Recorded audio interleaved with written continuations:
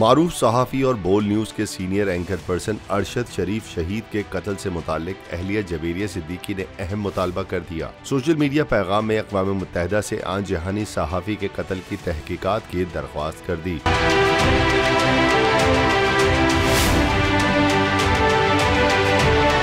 शहीद सहाफ़ी अरशद शरीफ की अहलिया जवेरिया सिद्दीकी ने अपने ट्विटर पैगाम में लिखा कि हुकूमत ने मेरे शौहर अरशद शरीफ पर गद्दारी के मुकदमात दर्ज किए। गद्दारी के तहत अरशद शरीफ को पाकिस्तान छोड़ने पर मजबूर किया गया। जब अरशद शरीफ ने मुत्तहिदा अरब इमारात में पनाह ली तो फ़लस्तीनी हुकूमत ने वहाँ भी उनका पीछा न छोड़ा और अरशद शरीफ को मुत्तहिदा अरब इमारात छोड़ने पर भी मजबूर कर दिया।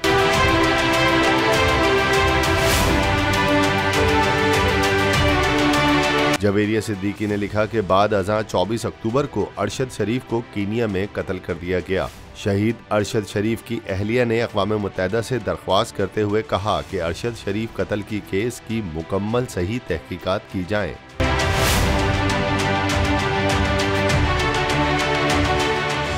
PTI का हकीकी आज़ादी मार्च सिर्फ बोल दिखा रहा है। 24 घंटे हकीकी आज़ादी मार्च सबसे ज्यादा रील्स और सबसे ज्यादा रेटिंग्स के साथ बोल रहा नंबर 1।